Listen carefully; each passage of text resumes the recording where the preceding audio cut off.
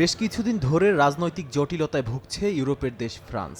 বিরোধী দলীয় আইন প্রণেতারা বার্নিয়ের সরকারের বিরুদ্ধে অনাস্থা প্রস্তাব তোলায় প্রধানমন্ত্রীর পদত্যাগের পর প্রেসিডেন্ট ইমানুয়েল ম্যাখোকেও পদত্যাগের জন্য চাপ দিচ্ছে বিরোধীরা। যোগ্য প্রার্থীর সন্ধান করছে দেশটির প্রেসিডেন্ট।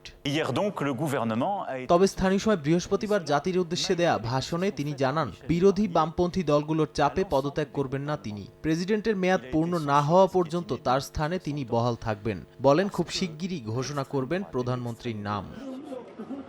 এরই মধ্যে ফ্রান্সের গণমাধ্যমে উঠে এসেছে বেশ কয়েকজন কর্তা ব্যক্তির নাম, যারা থাকতে পারেন সম্ভাব্য প্রধানমন্ত্রীর তালিকায়। তালিকার শুরুতেই যার নাম আসে তিনি হলেন ৩৮ বছর বয়সী সেবাস্তিয়ান লেকর্নু। তিনি বার্নিয়ের সরকারের প্রতিরক্ষা মন্ত্রী হিসেবে নিযুক্ত ছিলেন। রাশিয়া ইউক্রেন যুদ্ধে অস্ত্র সরবরাহের জন্য বিশেষ ভূমিকা রেখেছেন লেকর্নু। তবে সম্প্রতি ম্যাখোর প্রতিপক্ষের সঙ্গে গোপন বৈঠকের গুঞ্জনও শোনা গেছে বলে দাবি করেছে দেশটির গণমাধ্যমগুলো। তবে এই অভিযোগ পুরোপুরি অস্বীকার করেছেন তিনি। এরপরেই আছেন ৭৩ বছর বয়সী ফ্রাঁসোয়া বাইরু। দেশটির রাজনৈতিক মহলে বেশ আলোচিত নাম তার। ছিলেন বিচার মন্ত্রী হিসেবেও।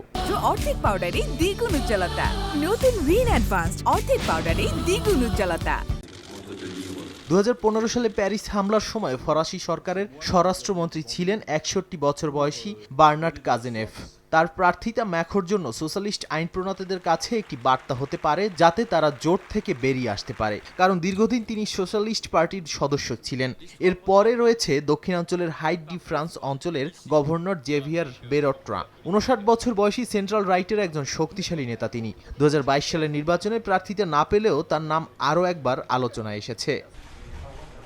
সবশেষে রয়েছেন সাবেক অর্থমন্ত্রী এবং বার্কলেস ফ্রান্সের চেয়ারম্যান ফ্রাঁসোয়া ব্যারোয়েনের নাম। তিনি ১৯৯৫ সাল থেকে ট্রয়েস শহরের মেয়র। ২০১২ সালে ইউরোপীয় সংকটের সময় তিনি অর্থমন্ত্রী হিসেবে দায়িত্ব পালন করেন।